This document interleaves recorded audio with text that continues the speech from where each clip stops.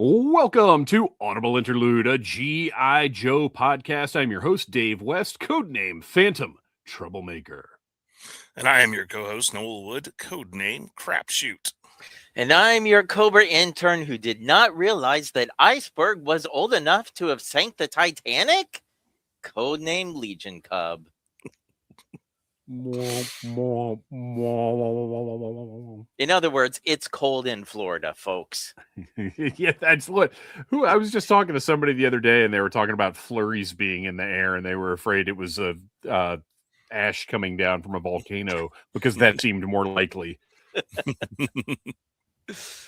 Follow us wherever you listen to podcasts. Click that follow button. Be sure you subscribe and leave us a 5-star review. And also, this is the best way to support the show. Share the show, whether you're listening to the audio version, watching us on the Needless Things YouTube channel, or just sharing a post from Instagram or whatever. Share the show. Tell your friends about it. It's the only way we can grow. We need your help to do it. Speaking of which, if you are watching us live now on the Needless Things YouTube channel, you can support us in the super chat. Anything that comes in during the shows goes back into production, hosting, materials, whatever else. It all goes back into the show. We are not going to be placing any pre-orders in February using our super chat money. On Instagram, follow us at Audible Interlude Podcast. While you're there, check out the pinned stories and get yourself some Audible Interlude merchandise. We've got shirts and hats and shorts and coasters and posters and bags. You can get yourself a nice tote. Guess what? You don't even have to watch PBS for 8 hours and donate $60 to get yourself a tote bag. You can go to TeePublic right now and get yourself an Audible Interlude tote bag for however much they cost, which I assure you is much less than $60. What a bargain. Go do it. All kinds of different stuff. And if we see you wearing our merch at a live event, you will get yourself a little bit of exclusive swag. We also have a Facebook group, the Audible Army Facebook group, which I do not have pulled up right now. I'll put the link in there a little bit later. The quickest way to get in is shoot us an email or shoot us your email address, the Audible Interlude Podcast Instagram account. We've had some issues with getting people in. There's actually somebody's out there still waiting, and I have no idea what to do because there's no such thing as like Facebook customer service. So every once in a while, the link doesn't work, and we'll keep trying until we get you in there. But we do polls and stuff in there, news. It's a fun environment for Joe fans. Relatively troll-free. You're watching us live on the Needless Things YouTube channel. If it's Monday night, you can catch all kinds of different toy reviews there. My review of Mara, and I have to apologize, because I am absolutely positive that I have referred to her as Mara. It is entirely possible all three of us might have referred to her as Mara at different times. I'm pretty sure I've always said Mara, but have you? Okay. I know there's no way. With all of the different oceanic mer-oriented characters, there's no way I haven't said Mara at some point. I think but anyway. I probably refer to her as the other woman. But my review of the Reaction Plus Mara finally goes up tomorrow. I had other plans, but the weather delayed 3 different deliveries that I've got coming in. But that's okay, because I've still got a pile of stuff that needs to be reviewed, including those Reaction Plus figures. But check out the Needless Things YouTube channel. Like, subscribe, share. Schedule-wise, our review of G.I. Joe number 18 is available wherever you get your podcasts. The first appearance of Roadblock, the first non-appearance of Noel, as far as a comic review goes. No, it was another one like a month ago. During the Dreadnought War. Was there? Okay, I remembered there being one where you weren't going to be here, and then we realized, like, oh, wait, we can record this on Thursday. Yeah. I think that was my last trip to Southern California. Okay, yeah. Once again, that's just for you, Noel, and your difficult life traveling. I feel so bad for you. Yeah, actually, we'll share that. So you sent us a message. You were out in San Diego, and you sent us a message about how, this has messed up my plans because the Super 7 store is closed or gone or whatever. Oh, I just laughed and laughed. But yeah, like I just apparently missed it. The message on I think Instagram's was like December 31st. Oh yeah, they've been talking about it for months. I mean, it's been a while. Yeah. And schedule wise, so G.I. Joe number 18, which is Noel free, still pretty good, not as good as it could have been though. And the Audible Rumble, also minus Noel, but with Chris Scott from Grindhouse Toys taking over the co-hosting duties, and it is the most insane Rumble yet. I can't remember who I was telling, because this week has been kind of a blur, but I said it is the G.I. Joe equivalent of the Ultimate Showdown of Ultimate Destiny. Like, it just left wrestling and became this anything goes martial arts wrestling. Yeah. I haven't got a chance to listen to it yet. Dies. Spoilers, everybody dies. I haven't got a chance to listen to it yet. I imagine it was probably better than both of the actual Royal Rumbles that happened over this past weekend put together. Oh, 100%. I mean, that's a low bar making that claim, right? But well, I don't know. I enjoyed the women's Rumble. It was just too long, and the winner was not particularly satisfying. But like the Rumble itself, or the women's Rumble itself, I thought was like really entertaining. It just, they could have cut about 20 minutes off of it and had a different winner. And I like it was Morgan, like, why is it an hour and a half into this show and we're still into the first match? Crazy. Anyway, and so check out the Audible Rumble, which, by the way, so crazy that for the first time, I put it on YouTube. Normally we don't do that with the audio episodes. But I just felt like it needed to go up there. So you can check out the video or the audio version of the Audible Rumble from last week. And then finally, our next live stream is February the 16th. So put it on your calendars. And it's worth mentioning that Toy Fair will be underway. So we will have all of the G.I. Joe related news and adjacent from Toy Fair on that live stream. And then a couple days later, probably a live stream, but I'm not positive. I'm waiting to hear back on something. But we'll be doing a Needless Things Toy Fair recap for all of the not G.I. Joe's. Well, not all of, for our favorite of the not G.I. Joe stuff. So Needless Things YouTube channel. Check it out. We have a lot of fun here. So I don't have anything like follow-up wise as far as stuff we've discussed recently, or I mean, there haven't been any pre-orders, and there's not really anything that we need to go back and take a look at. So I think we can get straight into the news. And it when it rains, it pours. It never fails when we're looking at like, okay, we're going to have hopefully G.I. Joe Day stuff, because we didn't know until Sunday when Hasbro put it up on Instagram whether or not they were going to do anything for G.I. Joe Day.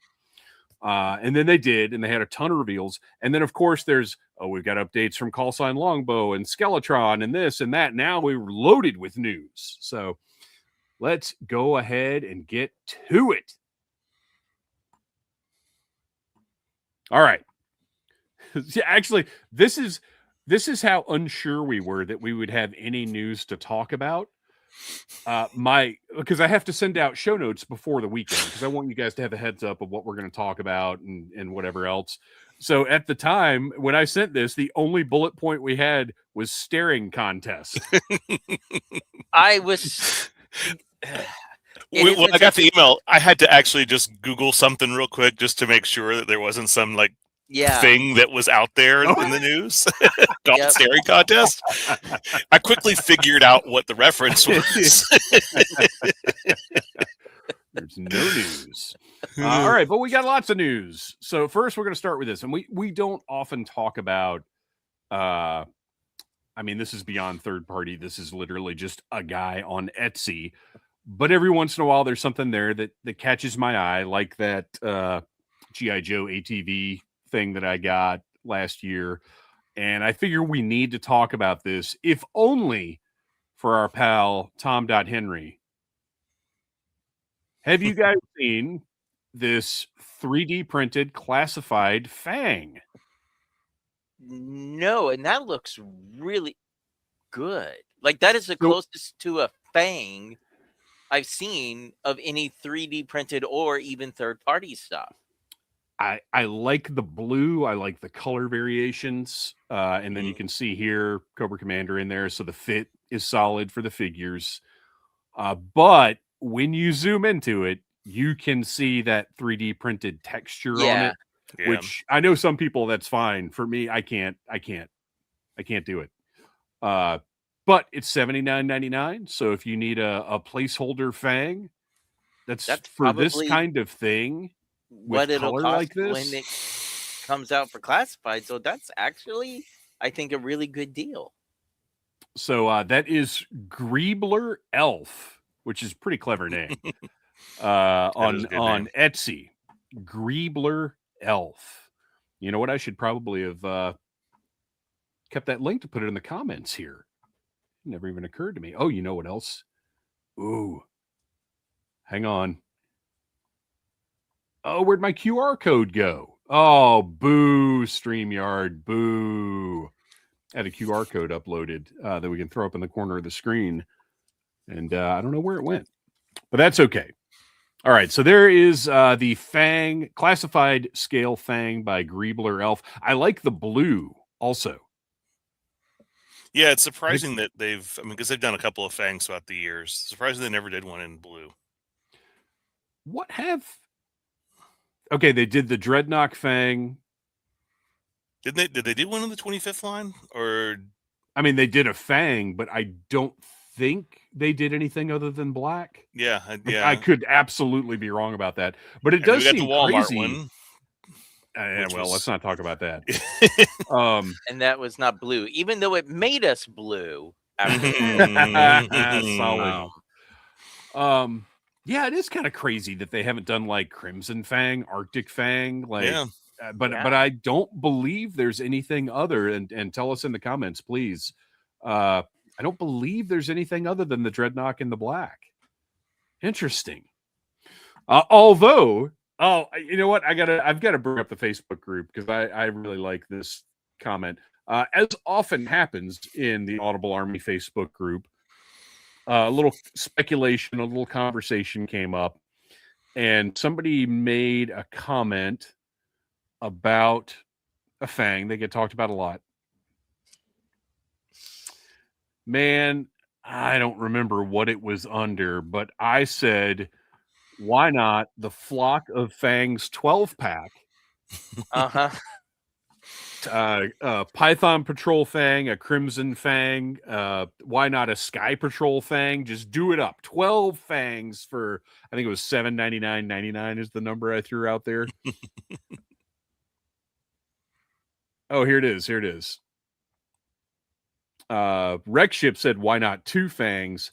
And I said, why stop at 2? Hasbro Pulse, HasLab, and the G.I. Joe Classified team are proud to present, after years of fan demand, the Flock of Fangs. That's right, a dozen Fangs in every colorway you could want. Crimson Fang, Python Patrol Fang, Tiger Fang, Sky Patrol Fang, and so much more. All of this can be yours for the low, low price of $9.99.99. Place your pre-order today. That's right. I originally was going to do $7.99.99, and then I realized, no, we're in 2026, pal. Tariffs. This is going to be $1,000 worth of Fangs. Grando Fang. But yeah, very surprising that maybe not in a box set, but over the years we haven't seen more Fang colors. All right, moving on. Let me put my notes back where they belong. Oh, hey, you know what I'm going to do while I'm here in the Audible Army Facebook group?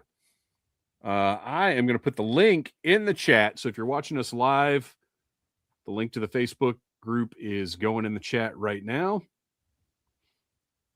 And there you go. All right. Ooh. Let's get back on task here.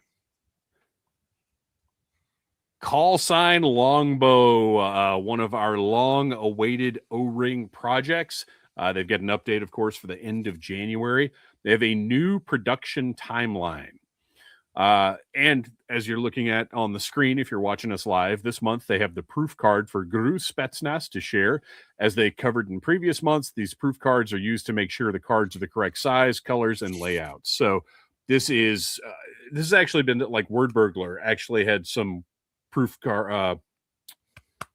cards that were bonuses for an album pre-order, like these kinds of things. I've got one of these. They made them for the Cobra Warlord for Joe Fest last year, so that they're neat as just a standalone item. But it's cool to see the process of what this card is going to look like, and it's bringing the vibes, it's bringing the nostalgia. So they met with their factory project manager this week, and he shared an updated estimated timeline for production on the latest round of figures. These dates are, of course, estimates provided by the factory. The original estimates were we would have these 3 years ago or something. So, we would know how this stuff goes. We've talked enough creators on the Needless Things podcast now to understand that back and forth with the factory is... It's tough. It's serious stuff. So, Lancer and Krasny Ninja final samples should be available around the end of March. If those are approved with no major issues, production would likely commence in April on these two figures. Uptown Volk Outlaw and Gru Spetsnaz. Additional modifications are being worked on at the model shop. If things proceed smoothly, production is expected sometime in June or July for these four. And then the remaining items, which are the Henchman, the Adapt Trooper, Steel Web Shock Trooper, MTF Retro Ops, and Resupply Pack, their project manager has already communicated the corrections for these figures to the model shop so that they match the modifications made to the others. If all goes as planned, tooling on these figures would begin in late summer, early fall. And that's quite a timeline, but I gotta imagine it's kind of crushing to the Grindstone folks to have to report, we'll have an update this time next year on those last 5 items or 4 items. No, 5 items. 5 items. That's got to be rough. But also, we've met all these people. You can talk to them all at Joe Fest, Joe Lanta, these conventions. You can shoot them a message on Instagram. They're good people working really hard on this stuff. It's very close to their hearts, and for them to have kept the passion for these projects going for this amount of time, it's just going to make the end product so worthwhile. Speaking of timelines, take a look at that Skeletron. Woo! Yeah. So, Kristian, when you first saw this, what was your reaction? Just like now, I'm speechless. It has such a not quite a 70s vibe, but a throwback vibe to it. Like, it looks like something that would be on the cover of like a War Tales of Terror magazine. Oh yeah, totally. You know what I mean? Yeah. It's just such a great, unique look, and obviously, inspiration for it beyond the original figure. There's all kinds of pop culture things you can see here, but at the same time, it feels like an original creation. I can't wait to get it in here. Yeah, I get a bit of a Terminator skeleton meme from it as well. Yeah. Let's see. Okay, so they've been in communication with the factory over the last month and shared some information that is of interest as they push for completion of the 4-inch and 6-inch Skeletron figures. And that's something worth remembering, is that this is coming in 2 different scales, similar to the Wolf Troopers The factory will be relocating to a much larger facility in the spring. The factory has hired additional tooling expertise, and a very positive impact has already been experienced with tooling speed, quality, and overall success. While a larger manufacturing facility will certainly be helpful to all the toy makers who share use of this facility or of this factory, the tooling process itself has easily been the most significant and continuous bottleneck over the course of this project. And we know, again, from talking to all these creators, we know that because a lot of these guys are using that same factory. The fact that they're upgrading, they're going to have a larger facility, be able to work on more things. Very exciting. It means we're going to see a lot of this stuff really start getting more efficient. Taking the upcoming Chinese New Year shutdown, the pending factory move, and the tooling improvements all under consideration, we've been provided a schedule that places fulfillment of both the 6-inch and 4-inch Skeletron figures into third quarter of this year. As you well know, providing accurate product delivery estimates has been the most difficult part of this campaign, and we will continue to be transparent with the information we are provided. And that's to their credit. They all have been very transparent about the process. So, on the one hand, it's a little disappointing that we've got, quite a few more months to wait before we get this or these Skeletron figures in hand. But at the same time, it will be worth the wait. And I kind of like this stuff being spread out. Mm-hmm. Like, I like that I got to savor each portion of the Robo Skull delivery as opposed to having just this big pile of stuff at once that I'm opening, reviewing, and like not really getting to enjoy it. I kind of like the spread out time. Now, I'm not going to lie. I didn't need it to be this spread out, but I do like a little window, between shipments. And then finally, speaking of Chris Scott from Grindhouse Toys, who was our guest co-host for the Audible Rumble, we've got some updates over here. He will be at Toylanta March 27th through the 29th. Noel, I'm sure you'll be there. I'll be there as well, just sort of hanging out. I don't think we've got anything programmed this year, which is totally fine by me. Well, we've got to look at the World War Hell packaging, which Chris talked about in his opening on the Rumble. They're still awaiting their first check models for World War Hell. They're hoping they'll have them to display at Toylanta.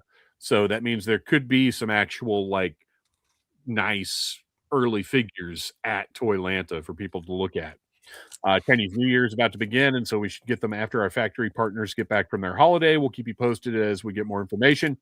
They've received questions about Backer Kit, which we talked about also in the Audible Rumble. The Backer Kit, he had a meeting with them last week and just trying to figure it out. Shouldn't be too much longer. And then the VHS packaging, this team has been cranking out the nostalgic goodness. These are still work in progress and early peeks behind the curtain, so things can and will change. There's no wear or stickers yet. So if you've seen Grindhouse Toys' other releases, you know that there's always those VHS boxes. There's always some nice wear. It's all originally done stuff. It's really beautiful product. So what we're looking at here doesn't have the wear applied and is not the final product, but it gives you a little taste of what this packaging is going to look like. And on the left, you see the outer VHS box. We're looking at right now, Captain Winchester by Brian Sauer.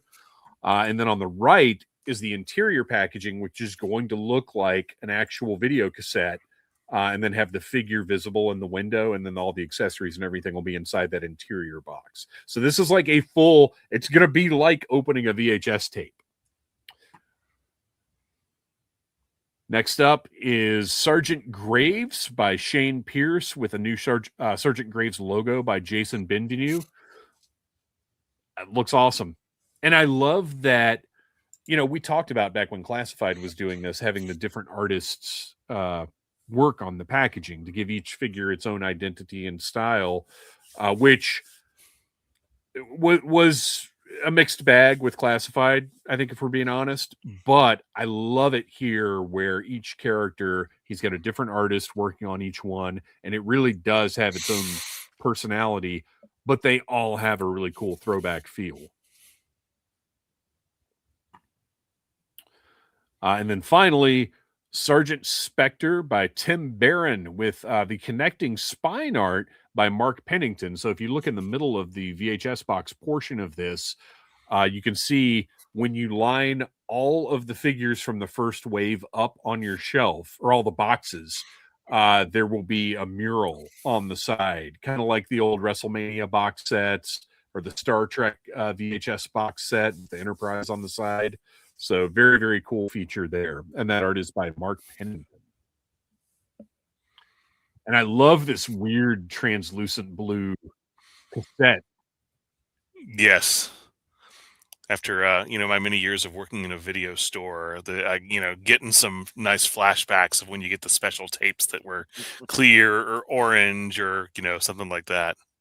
And I'm trying to remember. I remember a green Ninja Turtles, I think, but I don't remember different color cassettes being as common as you would think. No, they were very rare. So like it felt special when you got one. Except for like I think all the Nickelodeon releases were done in orange. They were all orange. That's right. Yeah.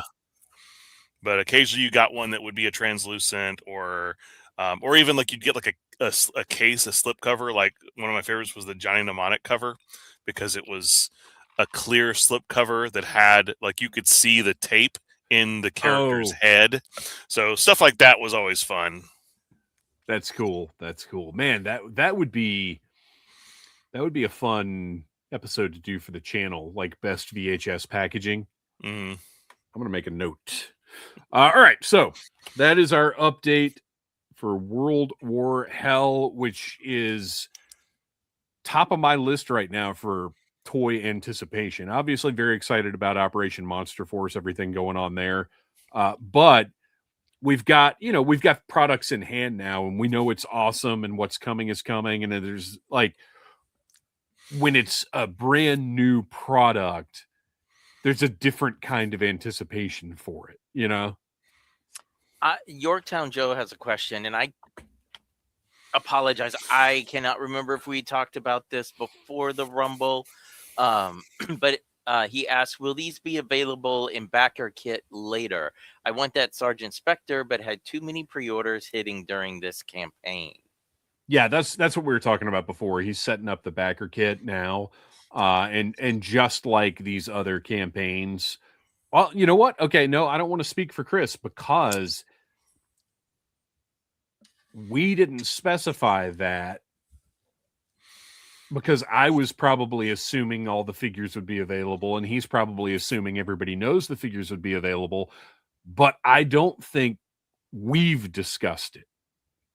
So I will say this, Yorktown Joe, I expect that all of the figures from the Kickstarter will be available in the backer kit, but I'm not going to confirm it. Pop over to the Instagram and just leave him a comment on one of the posts asking about it. Although the backer kit, I believe, will probably be up within the month, so we'll all know before too long anyway. All right. Sorry, got to make those notes. That's a good show idea. All right. Next up. Ooh, this was one of those announcements that initially I got so excited, and then I started thinking about the reality of what it was and just ended up with, because Street Fighter is coming back to Hasbro. And my first thought was, well, back in the day, that was part of the G.I. Joe line. So at the very least, like, these will look awesome beside classified figures. I'm certainly not expecting, well, I don't know, they could do a G.I. Joe Street Fighter crossover again. But here's the problem. As we're aware, Hasbro has two different 6-inch-ish scales. They've got the classified Marvel Legends scale, which is larger, and then they've got their movie scale, which is Ghostbusters, Star Wars Black Series, and other movie properties that they've done. And Indiana Jones, they're smaller. They do not mesh with classified. So every bit of interest I had in this Street Fighter license just went none. None now. if it was going to be compatible with Classified, which it still could be, but I doubt it. There's a good chance I would buy a bunch of these, because imagine having Classified style figures of the Street Fighter characters. Like, that would look awesome, especially considering who's playing them in the movie, because this is for the movie. Yeah, and they'd be probably, because I mean, with the G.I. Joe Street Fighter figures we got, those were, with a couple of exceptions, mostly cobbled together from previous molds. Right. Whereas So, I think these would be all new tooling. Yeah. Hey! Woo! Brian Fabian with the super chat. Enjoy the show and glad to support you guys. Keep up the great work. Yo, Joe, thank you. We appreciate it. That is awesome. Thank you so much. Yeah, Noel, you were saying like it was mostly Kit Bash stuff, Kit Bash repaints, minus like heads and like, say, E Honda's body obviously was new. But this whatever this is, I'm positive would be new too, even if it is to go with Classified, it's gonna be new tooling, because they've got to base it off these new portraits. Although now that I'm thinking about it, we don't even know that this will be 1/12 scale. This may end up being part, because they mentioned in the, let me read the press release. Okay. Some of the press release. Don't worry. I'm not reading the whole thing. Completely unnecessary. Hasbro announced a new licensing partnership with Legendary Entertainment, timed to the highly anticipated live-action Street Fighter movie arriving in theaters October 16th, 2026. Oh, and by the way, if you have not watched the teaser trailer for the new Street Fighter movie, please watch it. It looks like the dumbest thing I've ever seen, and I could not be more excited for it. And the cast is crazy. Yeah. It's crazy. Cody Rhodes is the only one that's popping into my head right now, but isn't Roman Reigns, Jason Momoa? There's a bunch of people in it. Yeah, Jason Momoa. Okay, here we go. I just brought it up because I need to know. So yeah, Roman Reigns as Akuma, Cody Rhodes as Guile, Andrew Koji as Ryu. If you remember, he was Storm Shadow. Yeah. Jason Momoa as Blanca, or Blanca or whatever it is. Absolutely crazy. And it just looks like so much dumb fun. Very excited for this. But the figures have, and Eric Andre as Don Sauvage. Between that and the Master of the Universe Street Fighter movie. Yeah, like I feel like between that and the Master of the Universe trailer, I mean, we don't know what the movie's going to be like, but I feel like they're finally starting to get kind of how to approach these properties. Hopefully, for live action movies. Hope so, because they both of them. That's a good comparison too, because tonally they are similar, and I think what they should be. Oh, also David Dastmalchian is M. Bison. Yes, that's the one that kills me. 50 Cent is Balrog. I mean, it could be one of the worst movies ever made, but I will bet you a paycheck it'll be entertaining. Yeah, it ain't going to be boring. But anyway, so let's get back to the press release. Again, not going to read the whole thing, but Hasbro's legacy with the Street Fighter franchise stretches back to the arcade era phenomenon Street Fighter II: The World Warrior, when the company created a popular line of action figures, vehicles, and playsets. It's just interesting to me that they specified action figures, vehicles, and playsets. Not that I think they're going to deliver that necessarily, or at least not in a collector-friendly format. We could very well see something like what they're doing with Marvel, where they've got the smaller figures with the vehicles, and I don't know that they've done playsets for those, but like that. I mean, come on, they just did a Tron HasLab. They got to do a Street Fighter HasLab to give us finally the Eco Warriors Toxo Lab, because that was repainted for Street Fighter. Yeah. But as far as we know, this could be spoiler. That's how we're getting our Thunder Machine as the Street Fighter. You know what? I wouldn't even be mad at that if they used the budget that they're going to have for Street Fighter to tool up the Thunder Machine, or think about what if they do it as part of their 375 thing. Speaking of Tron, they could do. There are a lot of interesting possibilities, but I am, I guess, pre-disappointed without any facts to support it that they're probably not going to do anything that's part of classified, even though it's right there. All right. Next up is still Hasbro news, but it's the big news that we got on Sunday. And we're going to start with, you know what, Noel? Why don't you do the honors? Hey, I know that guy. So we got a bunch of classified drops, a bunch of digital renders on Sunday. And of course, we've been talking about him for a while. I'm surprised we got the render before we even got a name reveal or anything, but this was one of the ones we were saying, one of the last figures. I think this was the last one between 82 and 86 that we hadn't got yet that wasn't a vehicle driver. So we're finally getting airtight, and he looks exactly what I would expect a classified airtight to look like. I don't know if his helmet's removable. Right. That's what I wondered. But I mean, it looks like it could be. But then again, they would often, like with another one we're going to see, if you have a removable helmet, it'll often be next to it in the render. So I think it'll be a missed opportunity if they don't. I don't think Wetsuit had his helmet off in the first render we saw of him. Okay. And I could be wrong about that. I think though that Wetsuit was like this. Yeah. Okay. Well, I said, and it would make serious. Yeah, and it would make sense because it looks like, I don't think that all that is one piece with the piping and all that going to his back. So I presume that that's probably just there to give you a better idea of it.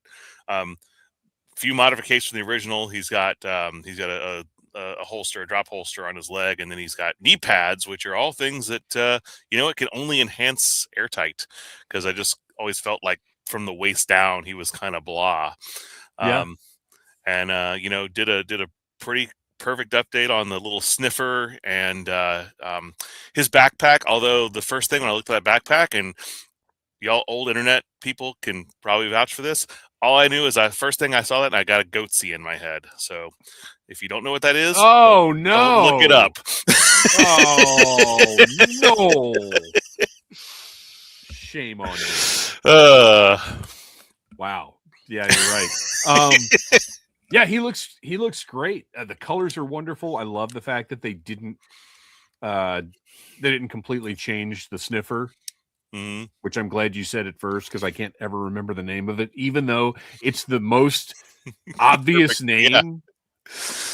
But he looks great. There's a part of me that might have liked his coveralls to be a little bulkier, but I don't think that's a correct thought, because this isn't, it just doesn't need to be. It doesn't need to look like a hazmat suit. That's not what this is. This is a field operative. This is like, but in my head, I think that's what I keep going to is like, it'd be kind of cool if he was almost like mole ratty.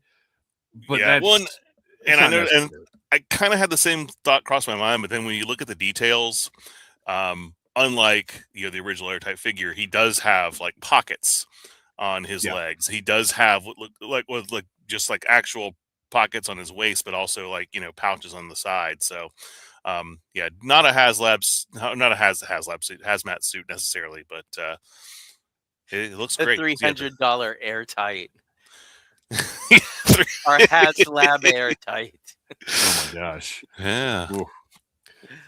So next up, real quick, Kevin Riddle popped in with, it is removable per full force. However, I do not recommend using full force on your figures, because they might break.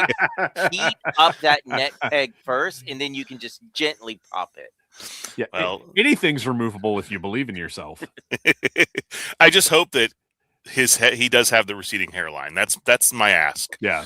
And that's where friend of the pod, Brett White, popped in with, use a Norman Osborn head.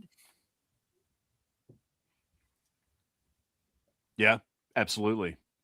Which, as a matter of fact, It just so happens I've got a little hall of heads on my desk here, if you will, and look who is sitting right there. Although he's looking a little sour to be airtight. Like I don't see airtight being like quite mean mugging like that. But yeah, that's funny. Norman Osborn hanging out on the desk. All right, Kristian, I'm going to let you lead us off on the next one. The Hydro Viper. Okay, so the first thing I noticed is look at the eyes. Remember how when they revealed Copperhead, like because of that full mask, like the crazy eyes are what stuck out. And it's not even just that he has like these crazy eyes. We'll see, once we see a physical copy, but look at the dark.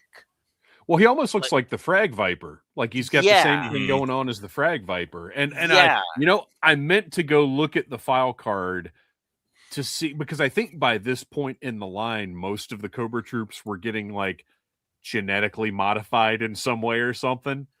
And I forgot to go back and look at it. So if anybody wants to bring up the file card here. You know what? And or actually, you keep talking and I'll look. I didn't read the file card, but I did have to go back to yojo.com to look at the original figure because of the knife. And I'll mention that in a second. But I love the clawed fins. I think they look really cool. The mask, fantastic. I mean, we're getting a manta ray in the G.I. Joe line. It looks like, it's just a slug. But that's okay because I don't necessarily need an articulated manta ray.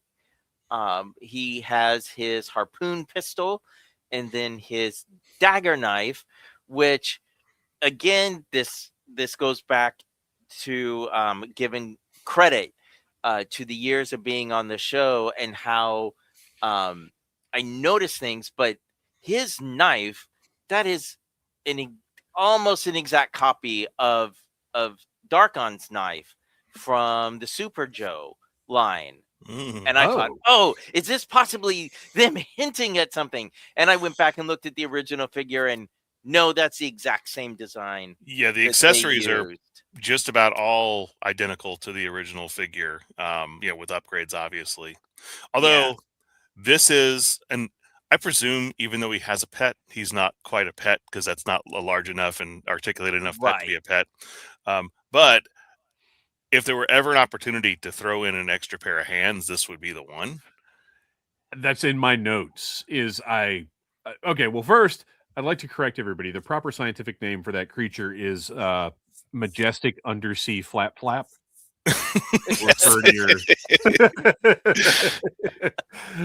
Noel, I'm glad you got that.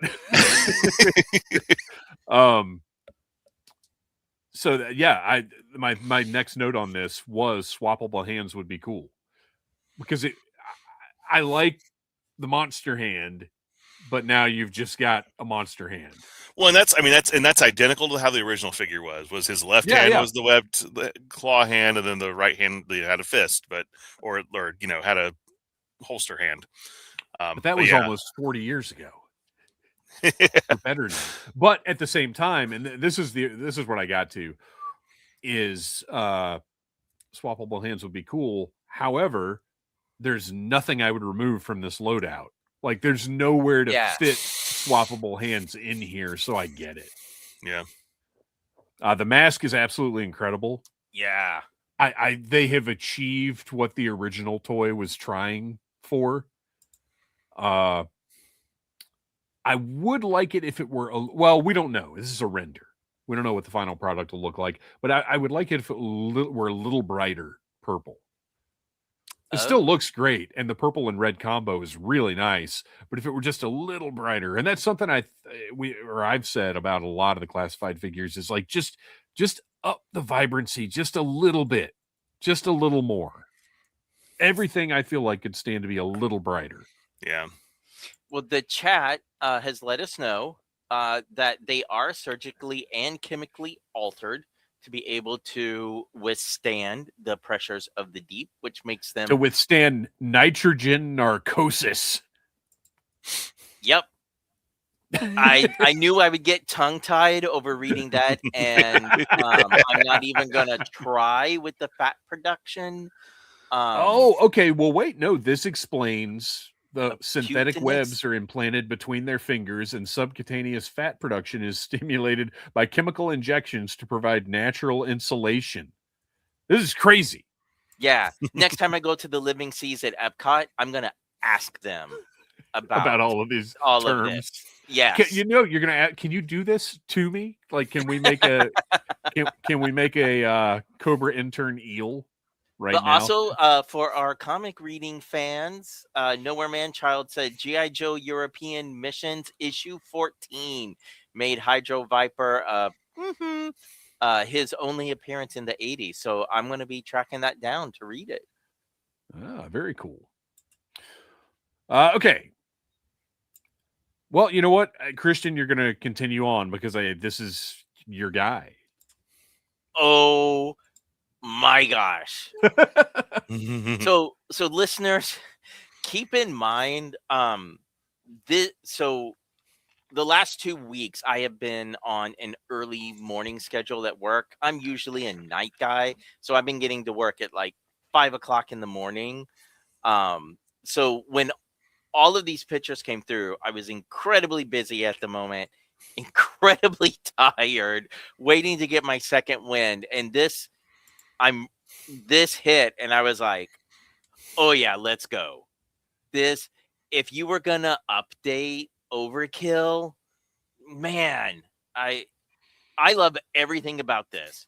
I'm hoping when we see the physical copy, the few critiques I have about his legs maybe get touched, but I love the head sculpt, the chest design. Obviously, they're not going with the clear piece, which is fine, brittle plastic. But you can clearly see the hinges, so it's going to open up, have the gun inside. I also like, without that clear green or the clear piece, that the shape of his armor, it looks like a python head. Yeah. Which is, I think, adds a whole other dimension to him. And for fans of the original figure, I also really appreciate that they made the claw attachment that, like, with the original figure, that laser pistol and the claw was one piece, and it's really big, and not my favorite way to display him. So and it just looks unwieldy. It doesn't look cool. And I get what they were going for, but it's not my favorite accessory. So I'm glad that they made it so that you can do the claw on as a separate piece. Brett White says, I will be very much in my feelings if Overkill doesn't come with a giant backpack. That is the one thing I think that he is missing. But I highly doubt we're gonna get it. But 3D printers out there, just know, I was you just do getting that, ready to say, take my money right here. Gridiron probably already has some kind of big. Imagine what they might do. They turn that big backpack into like a weapons chest or something. Like where it could open up, and it should just make sounds like the original one did, and then you could repaint it for all the figures that'll eventually be like what were the Sonic Fighter repaints eventually. Yep. I mean, that would be cool. I wouldn't mind it. And it wouldn't be permanently attached like the original, because some of them were, some of them were not. Well, this was from the first ones though, the talking battle commanders, and it was permanently attached. Yeah. Well, when I think nothing is permanently attached if you believe in yourself. If you have a screwdriver, nothing's permanently attached. This is a figure that I have waited for a very long time in this line, and with this render, I am super happy, and I am really, really excited. I cannot wait to see the actual physical copy. Now, I love that they added the rivets across the top the thigh part of his leg, where that swivel joint is, because when you look at the render, it does give me a little bit Slaughter's Marauders Slaughter vibes of looking like he's wearing gold leggings. So I do hope that the physical copy, there's more sort of like straight lines on those legs as opposed to curved to give it a little more robotic feel. But also in hand, being able to see like those rivets and all that extra detail they put in will also probably help with that. Yeah, this one is a must-have. This is when classified gets weird. And what's funny is they got weird, but they've stuck to pretty much the original design, which is what makes this so weird. The weapons being multiple pieces, where it looks like you can clip the laser onto the wrist and the claw and plug in the claw, or the I'm not gonna say sword, laser dagger. I don't know. So you can do whichever you want. And then his cannon is redesigned from the original, but I think looks much cooler. Like, it's similar, it evokes it, but Yeah, it's an updated design. And that bright green, I mean, I love it. yep. It's great. This is a hideous color combination, and I am here for it. Next up, it's a mystery figure, and it is a new character apparently. Yeah, everyone thinks this is a Wild Bill retro, but I'm like, well, they would not do a Wild Bill retro as a silhouetted figure, I don't think, at all. Right. Well, and they wouldn't. Retros don't get this background. Like, retros look different when they do the renders for those. You know what? Now that I say that, I just figured it was right. the G.I. Joe Overwatch mashup, because that is totally McCree's silhouette, and I am so curious. Oh wait, hang on. It's turn out to be. I forgot something about. That's who it is. I forgot something about Overkill. This gold face, I wonder if that might pop off and there's something under there. It kind of just looks like that to me. Not that there should be, but there could be. Right. All right. Back to this guy. So, all right, I'm really annoyed because his tank beat me to what I was going to say with some AI video that they did. But Noel, you might even remember this. Years and years ago, I was not a fan of gold head Destro. So because I thought it was funny, I stuck an extra Wild Bill cowboy hat on this version 2 Destro and gave him a couple of blasters and called him Rootin' Tootin' Destro. And when you were over, you may have seen him in that 2009, the flying vehicle, the Cobra flying vehicle. He's hanging out the door like this. So that is the Rootin' Tootin' Destro that I've had since like 2010 or something. So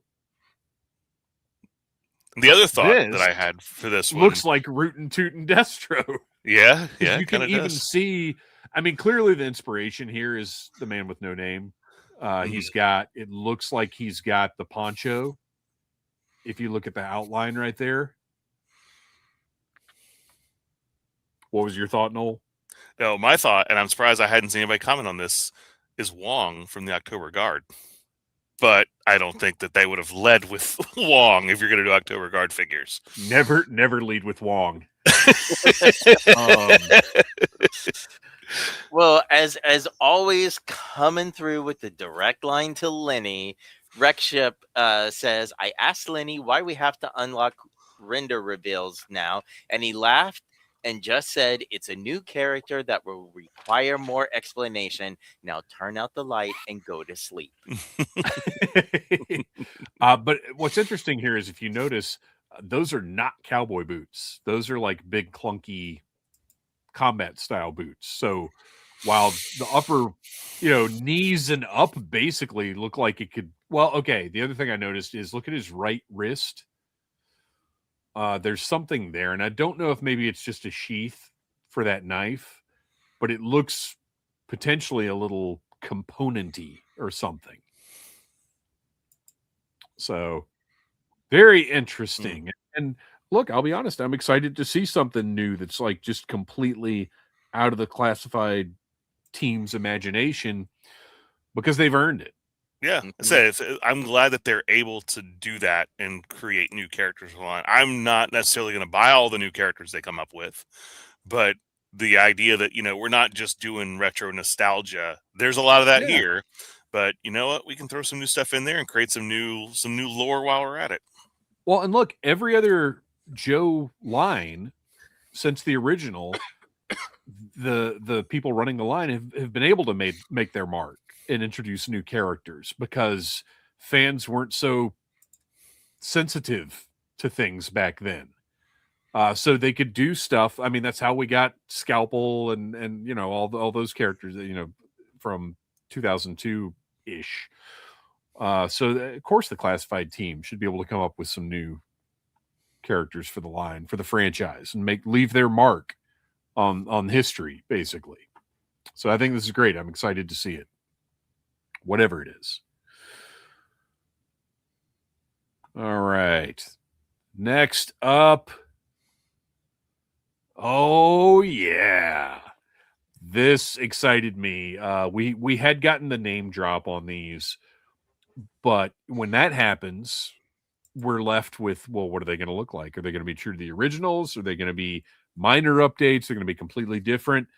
And the first thing I want to point out, because when this was dropped, I saw many places Taurus should be way bigger. And I understand where that thought comes from because he looks like a strong man, but Taurus is an acrobat. And I don't agree that he should be big. I think he should be lean like this.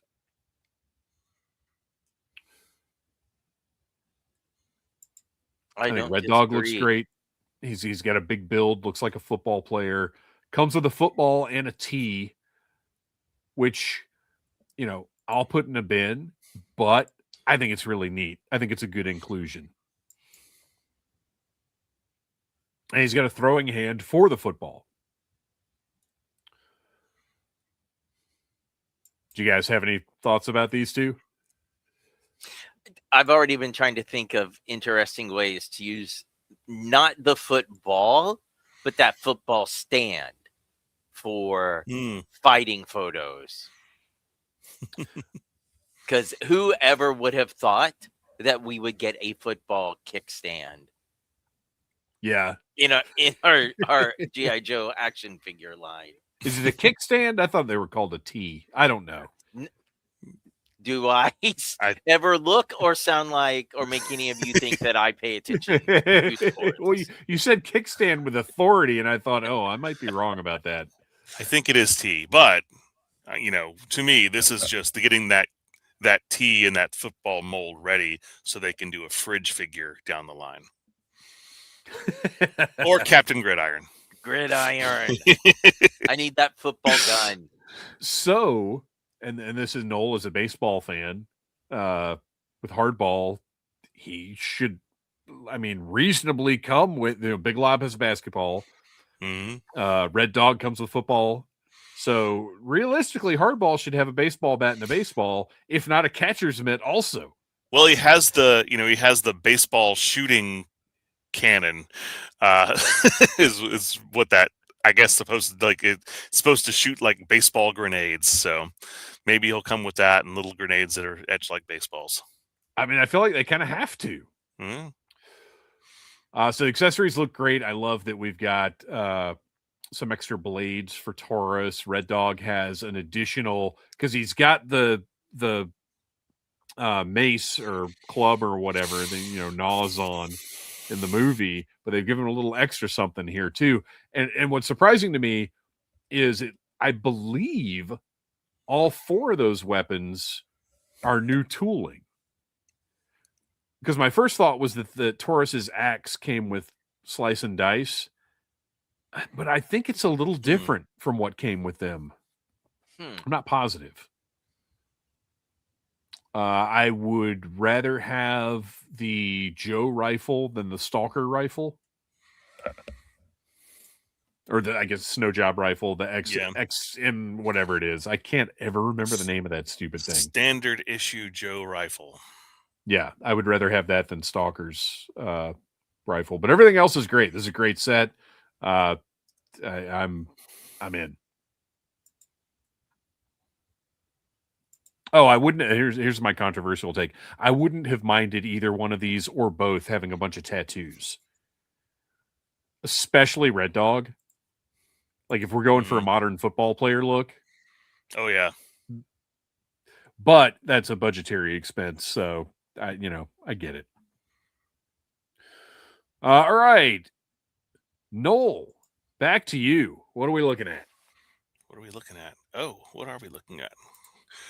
We are looking at Zanya with her swamp skier, her chameleon, which we got the tease of the chameleon previously, so we were curious as to, are we getting another Zartan? We know we're getting Ninja Force Zartan, but he doesn't really make sense on a chameleon. But this is the way to do Zanya, I suppose, is to put her on the chameleon, which so the chameleon,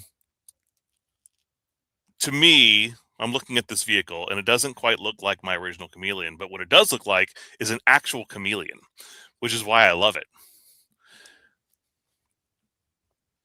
Huh? It's the shape of the vehicle itself looks like an actual chameleon, like the body style. So okay. Yeah.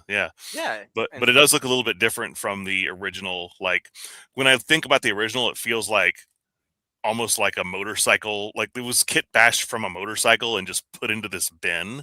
And this one actually looks like it's a little bit more of a specialized vehicle. But no, I think she looks great. She looks like a very tiny figure, as most of the female figures are. So we'll see, how she actually looks in real life. But yeah, good load out there. The pistol, I was like, did she come with Megatron? Yeah, the color on that, like immediately. It just needs the stock. Yeah. You got the mask, got a couple pairs of removable glasses, which we'll get. I don't know if those are glasses or goggles. Well, one looks like goggles, one looks like sunglasses. Yeah.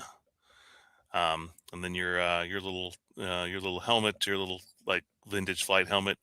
But yeah, it's cool that we're actually getting her. Now, I said this before about the fists, about getting swappable hands with the Hydra Viper would have been nice. There's not really much of a point of getting these swappable hands when they're almost identical to they're just fists, but they're not much different than her weapon carrying hands here. So save the two fists in Zanya, put them in the Hydra Viper. Problem solved. Yeah. I don't like the weapons loadout because these are all reused from male figures and they're going to be giant because I mean, look at this picture. They're too big. They're too big for her. Yeah. I wish they would make some larger women in this line because the little tiny waif is getting kind of old. But otherwise, and for this character, it's perhaps more appropriate than it is with some of the other ones. Yeah, if they ever do like a Heart Wrencher figure, that figure should be bigger. Yes, I agree.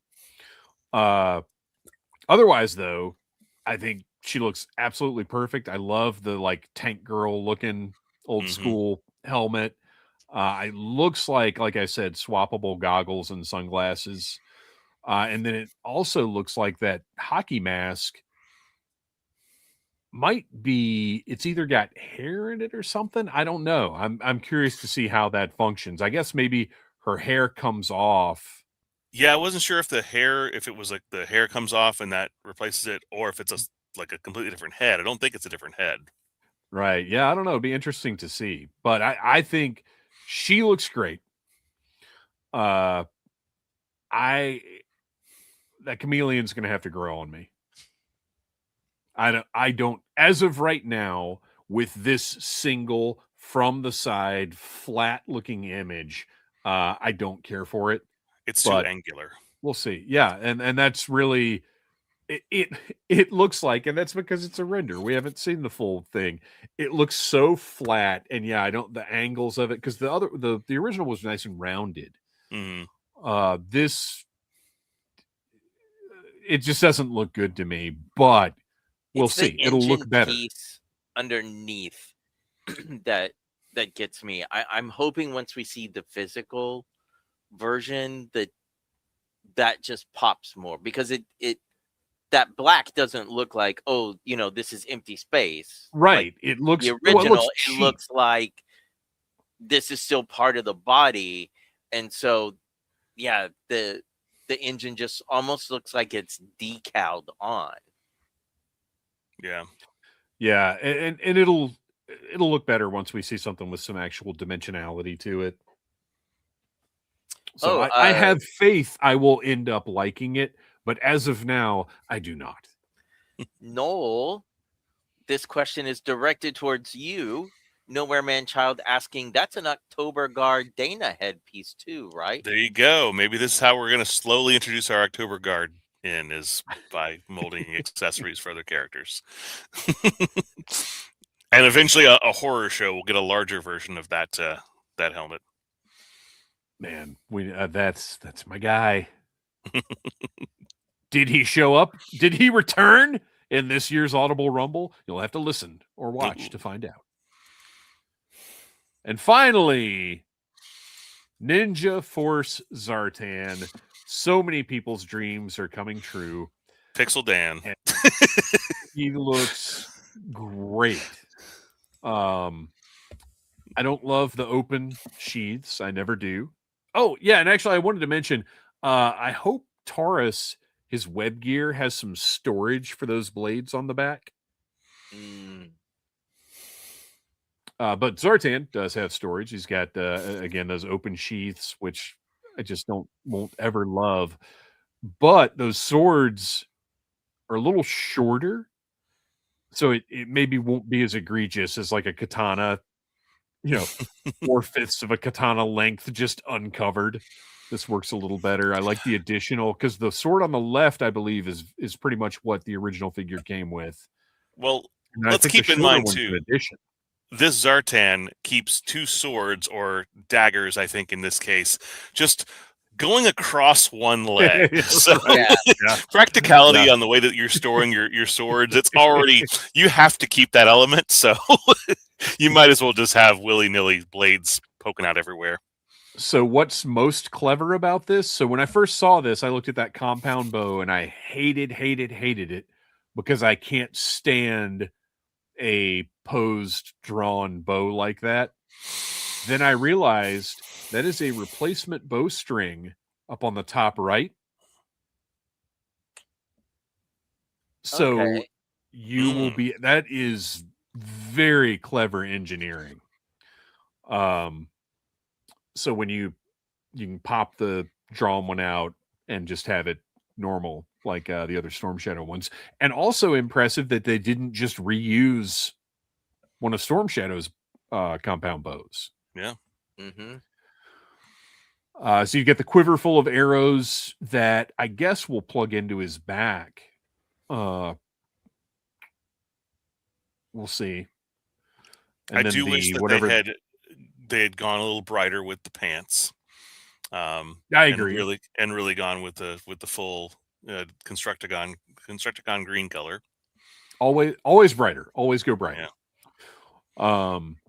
And he's got the two knives that go into that thigh pouch. Be very interested to see what that looks like, in execution. But I'm so glad they did it, because we talked about that since we've been talking about the possibility of this version of Zartan.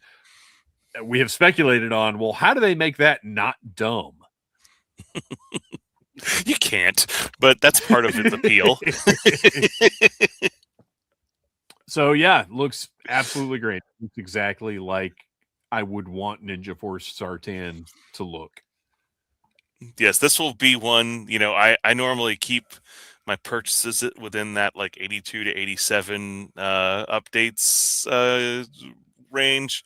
I'm going to have to explore the 90s for this one for sure. Well, he has become kind of an iconic. I would say that this look is sort of the representation of that era that our age group of Joe fans, who didn't pay any attention after 87 or 88 for the most part.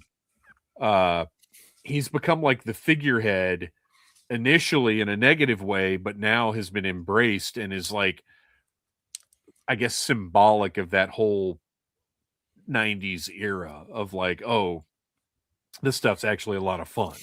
And see, this was my younger brother's Zartan, and I remember when he got him, I was like, oh, they finally made, other than the leg sword storage, I was like, they finally made a cool Zartan, like, because I've said it before, like, the original Zartan isn't bad, just to me, his face sculpt looks like someone who got stung by a bee and has an allergy, and Ninja Force Zartan with the mohawk, like, he looked like an angry biker dude.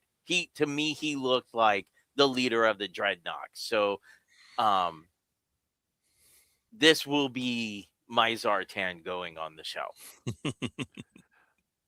I wouldn't mind seeing a mashup of this because you know what? I hadn't even thought about like, oh yeah, this looks more like a biker for whatever reason than the original Zartan. Like, this gear in a way makes more sense. I wouldn't mind seeing a mashup of like this Zartan with the hood in colors that are more muted than this, but brighter than the original. Like, that could be very cool to see. Well, almost like Renegade's Zartan.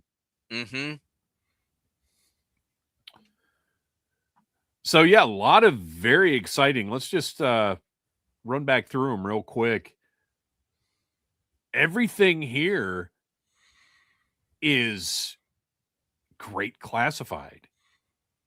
I mean, it all looks really good. They're all exciting names. There's nothing in here that's a dud. Like, this is all stuff that we've talked about. We've been excited to see. I mean, except for the unknown figure, whatever that is. But it's all stuff that we've speculated about here on the show extensively. There's nothing in here that's we'll see or whatever. Like, this is a really solid group of announcements, I think. So are we all in agreement? G.I. Joe Day 2026, thumbs up. Yes. Yeah. And we didn't get a live stream. We didn't get like a lot of, lore, but we got 6 pictures and some little brief descriptions and lots to talk about. So that's really what matters. Yeah, and Toy Fair's only like 2 weeks. 2 weeks away. So I figured that's why we didn't get any kind of live stream or pre-recorded, because they're just going to talk all about this at Toy Fair. Yeah.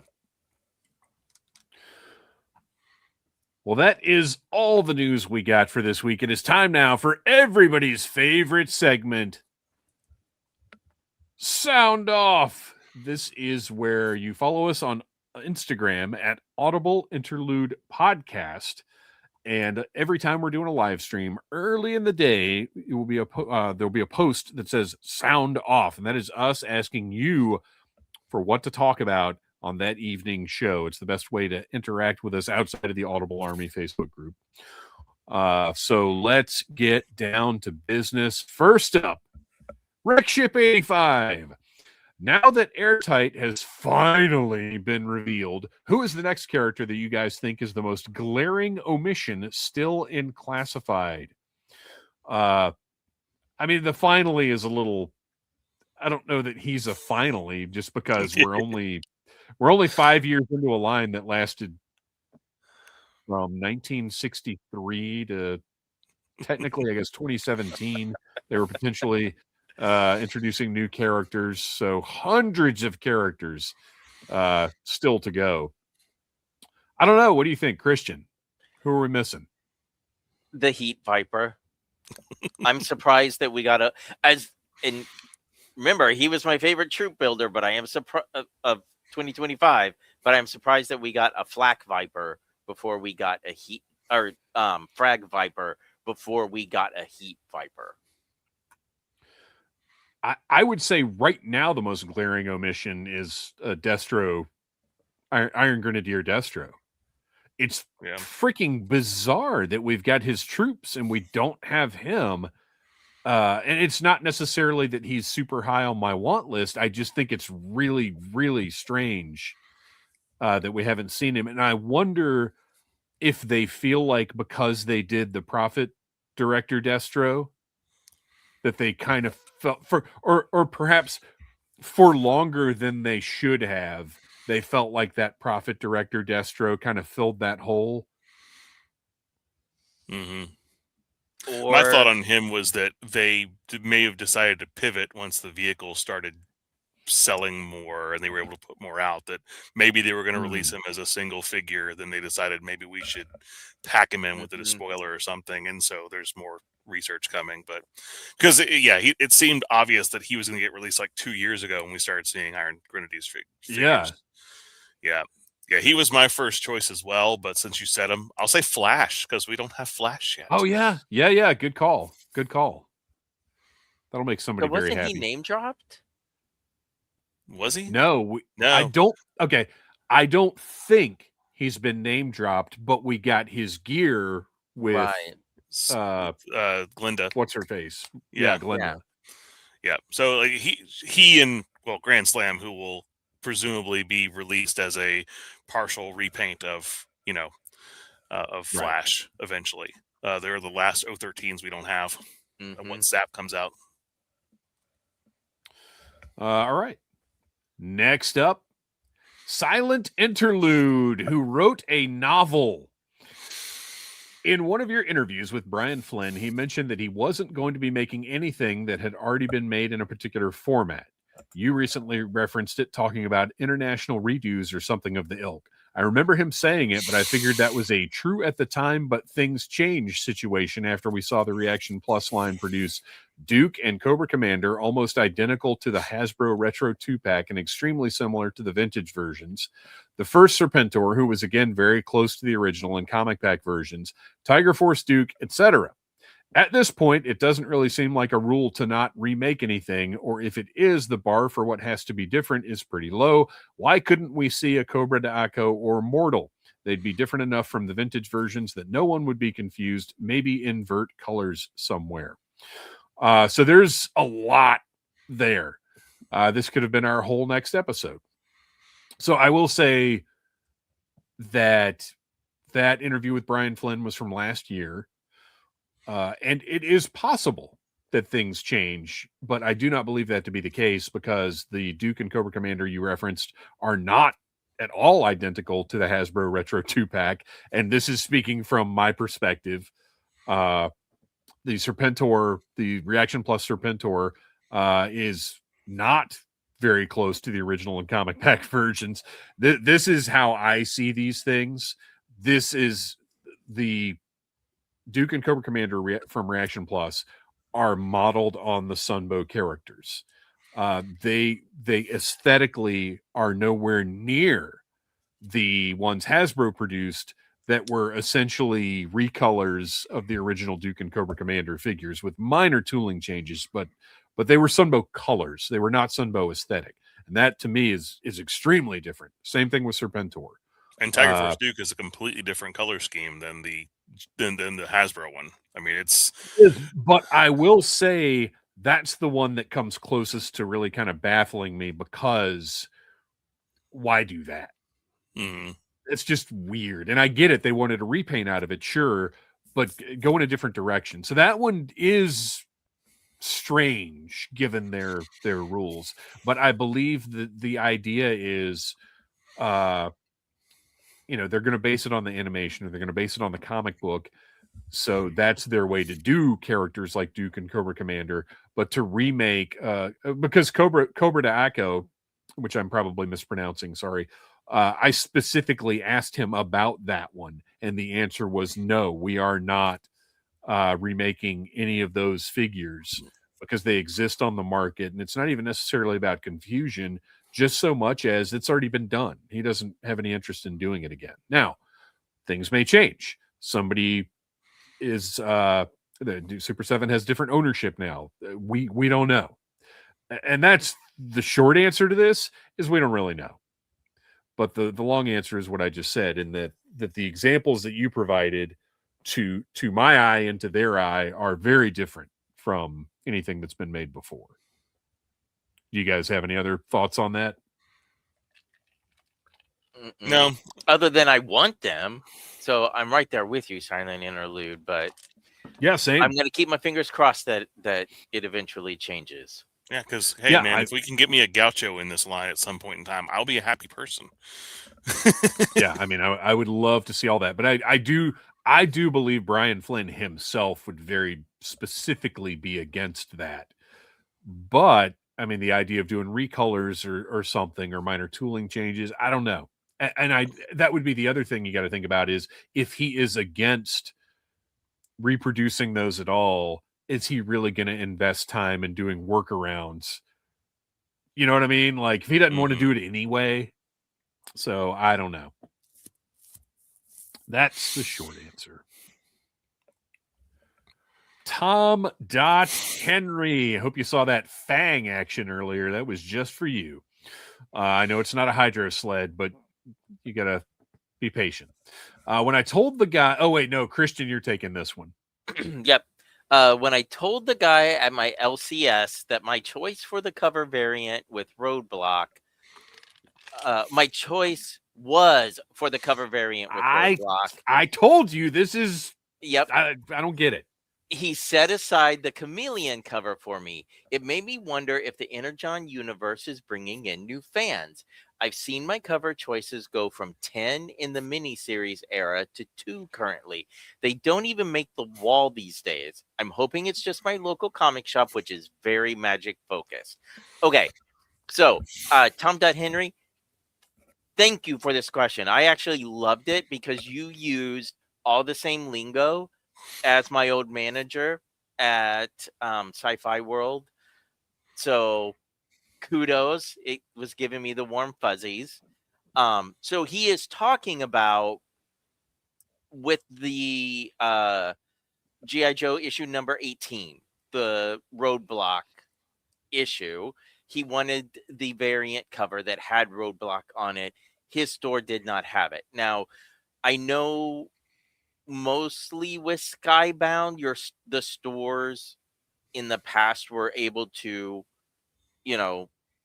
order whatever variants they wanted.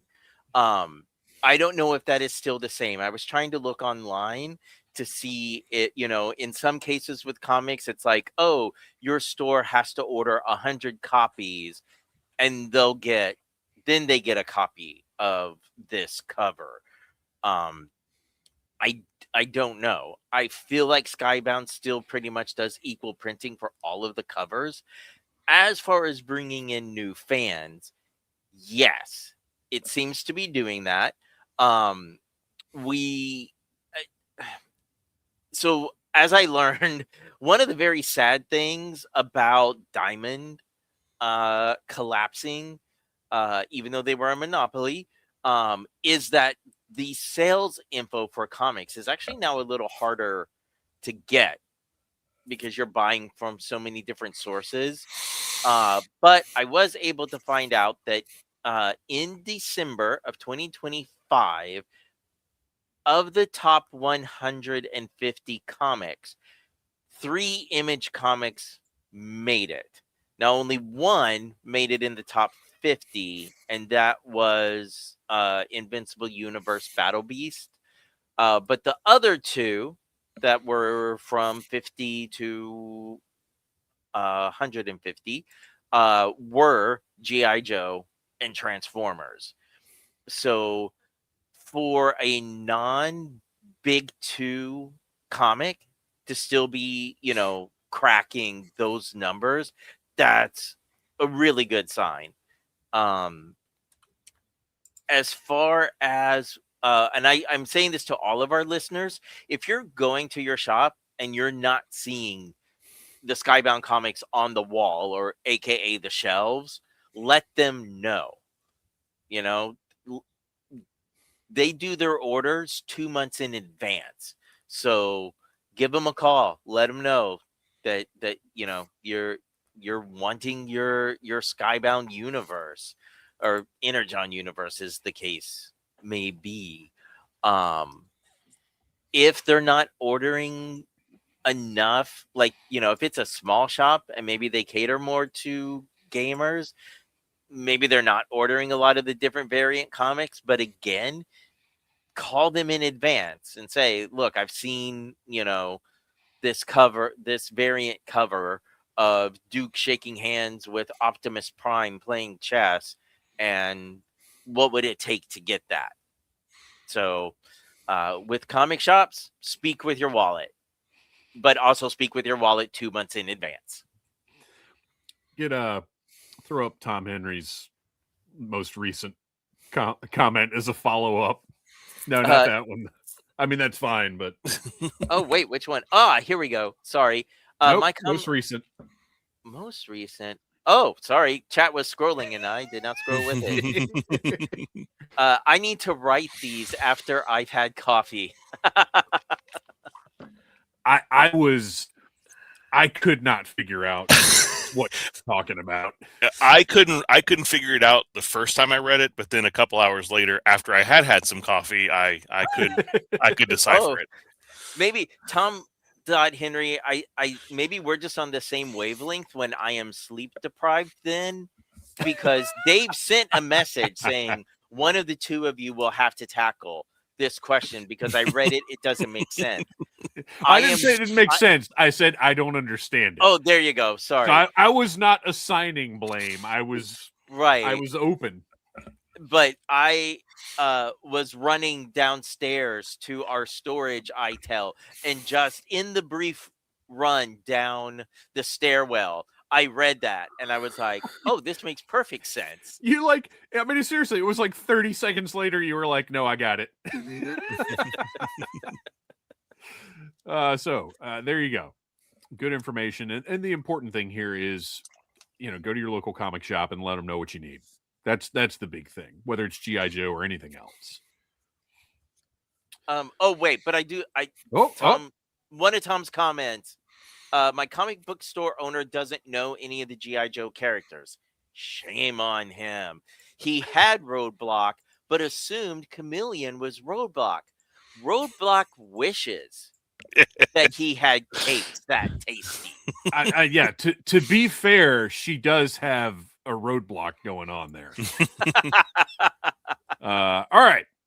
Next up, and I forgot to crop it, so it still says for you, which, by the way, Instagram, I don't need most recent. I don't need for you. I don't need anything. Just show me the freaking comments. I don't all of these services that are like, for you, we think you'd like these. Shut up. I don't care what you think I'd like. I just want to see the information I'm here for. It's ridiculous. Anyway, Ed at the Beach. Will we ever get a General Flag or General Austin in Classified, or maybe the Jugglers? I mean, the only real answer to this is anything is possible. They've said that they're going to pull from the history of Joe, that anything is possible at this point. That's how successful the line has been. So yeah, and I mean, especially with Operation Monster Force providing some really nice looking general figures, I gotta think Lenny's going to take that as a challenge. Hey, we got a General Flag in the original American Hero line. Mm-hmm. Granted, he's not the General Flag that we wanted. Right. But, at least we've gotten that figure out before. But yeah, I mean, I got to think, Lenny is not going to let all of these dress suit figures that Fresh Monkey Fiction is putting out, or dress uniform figures, whatever. He's not going to let that go unanswered. And I mean in the most friendly, competitive way possible, but there's no way we don't see some kind of suited soldier in the next, I would say by the end of 2026, I bet we get at least a render of whether it's dress gung-ho or something like that, or an actual, General Flag or General Austin or something. I bet we see one before the end of this year. I'll make that call. Because you mentioned it, shout out to Operation Monster Force. If you guys haven't seen the general figure, Man, there is an alternate head that sure is a movable fighting action man with a beard. Dude, that figure is killing me because every time I look at it on the shelf, I think about the other heads that I don't have played because they're all great. Stupid tariffs. Because I'm like, I want another one, but not right now. There's too much other stuff. Right. Well, and that's what happens is like I'm like, when things slow down, I'll circle back around and maybe grab another one of those, which was my plan with the Reaction Plus Royal Guards.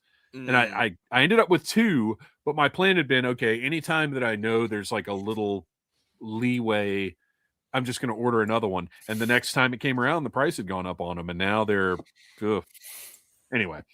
So yeah, I mean, look, probably, but we don't know. All right, last one. Yorktown Joe, who is excited for the mystery character Star Wars crossover, Cad Bane. Okay. Just kidding, but glad to see an homage to a silhouette cross cell on an explosion background. And that's the portion of this that I hadn't really thought about. That, we used to see this frequently in the Real American Hero line. And I had not considered that they hadn't done it in classified. And it's funny how the stuff that we took for granted back then seems weird now. Mm-hmm. As a kid, it used to drive me crazy. I never liked it. Star Wars did it too, and I just thought that was a crime. Now, I can't remember off the top of my head because I can't totally picture one of those. Did that? Because Super 7 did that as well with the Reaction line. I don't think we've seen it in Reaction Plus yet, but the Reaction line, they did that as well. But it was a generic silhouette. Like it wasn't like it was it wasn't like this, what we looked at tonight. It would just be a generic silhouette. Is that what the brands did back in the day? Or was it the actual shape of the character? I don't remember. So for the Star Wars ones, now granted, they were doing it initially to keep the Ewoks a surprise, but it looks like someone just blotted out the shape. So it wasn't a generic, body shape or whatever. It was like they traced the outline and then filled it in with black. So it looked more blobby. Okay. I'll have to, when we're done, I'm going to go look some of these up because it's a really interesting point that I hadn't thought about. And I personally would like to see more of it because really it's potentially another step they could add in to make the production time seem more broken up because, now we get name reveal, render reveal, like diorama photo reveal, and then pre-order. So we sort of have 4 stages. It wouldn't be terrible to add a 5th stage in there. That you could alternate from time to time with a name reveal like they've done with this. I think that would be kind of fun. People talking. Yeah. Okay, so I'm sure you've already covered the speculation by now, so I'll just thank you for another great show in advance. Well, thank you, Yorktown Joe. You've always been a great contributor to the show.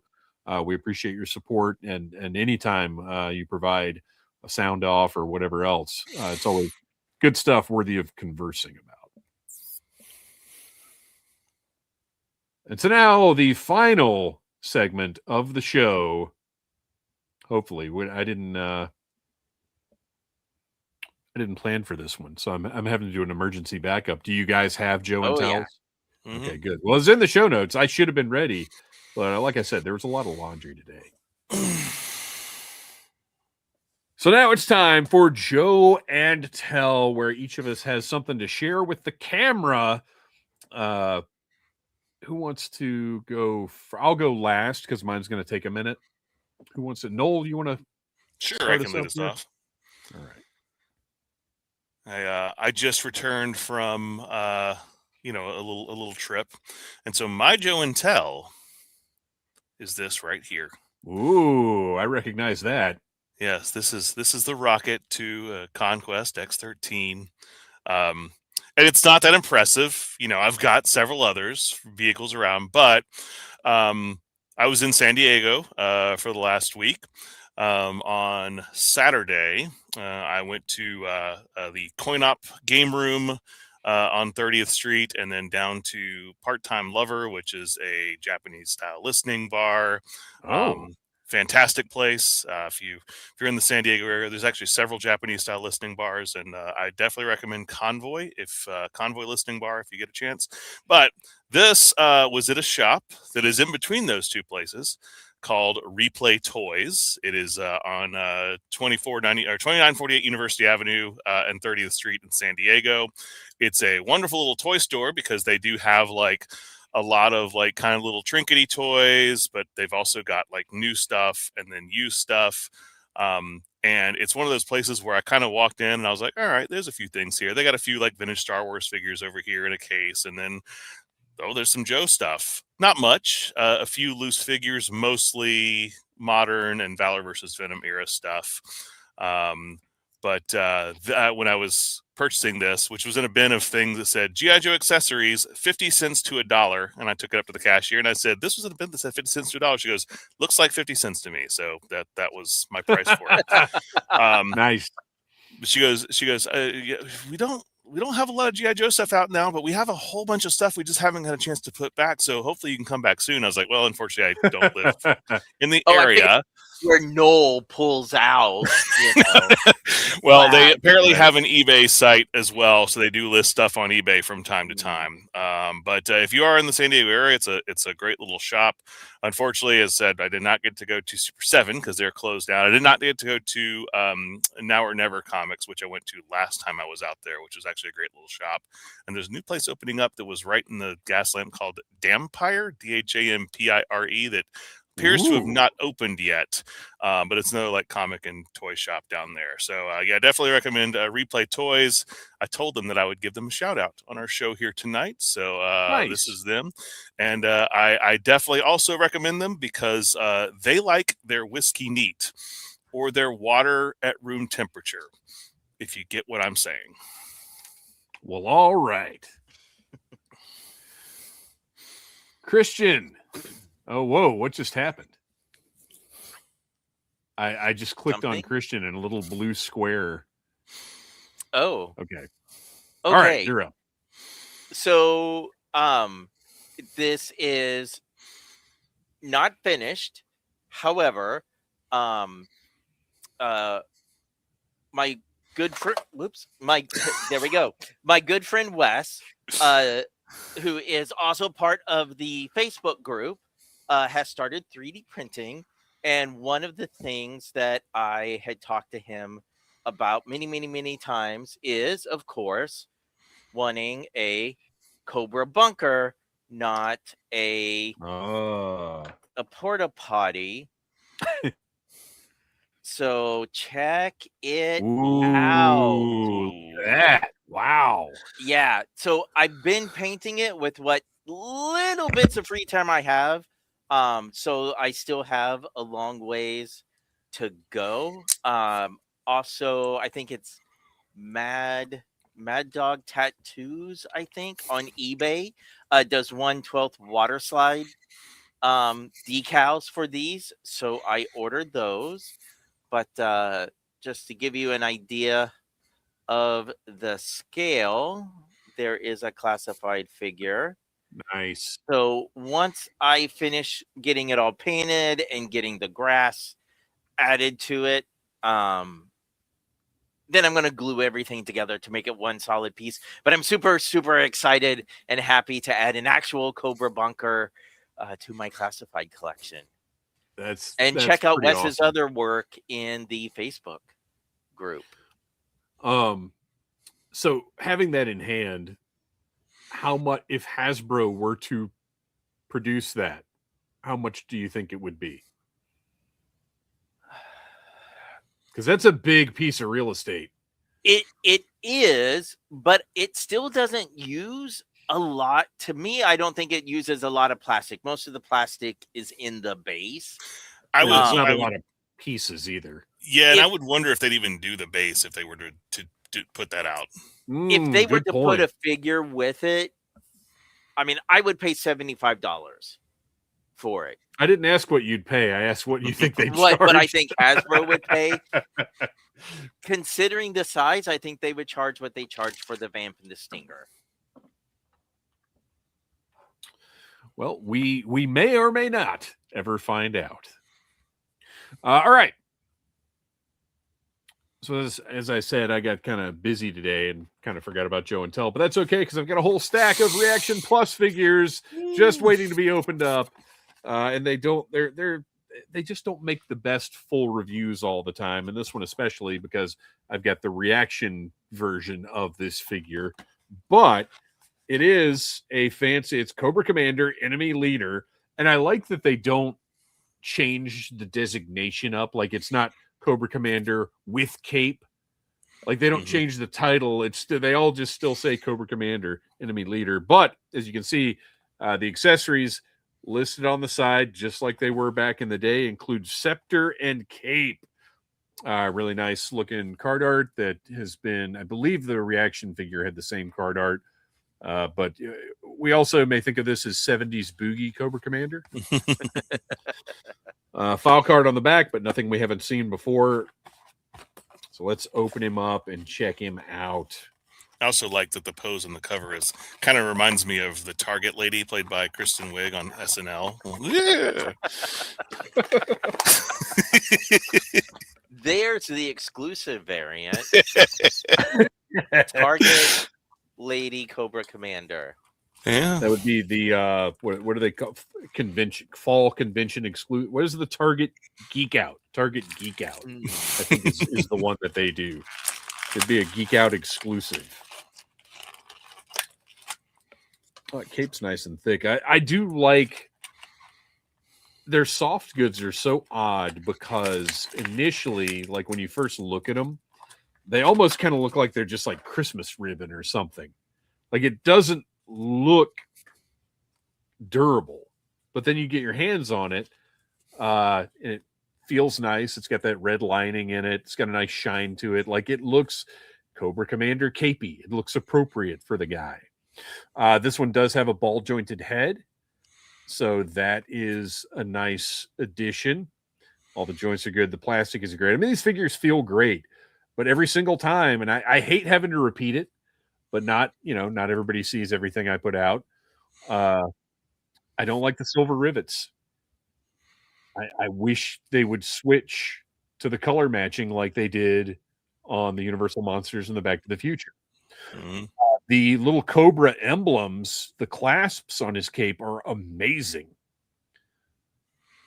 Little gold detail there, and they're actual little separate pieces. Like, it's not just like a tampo. Looks great. He's actually in hand, I will say, because this was one of those, if you guys remember, I was four or six figures behind on these, and not buying like Arctic Snake Eyes or whatever. And then the FOMO hit me, and I ordered a bunch in one shot. I think Super 7 had it was either a free shipping or a buy 4, get 1 free or something like that.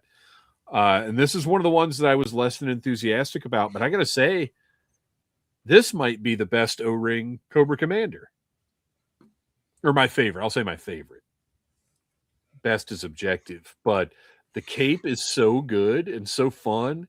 And those just something about the little cape clasps looks so good.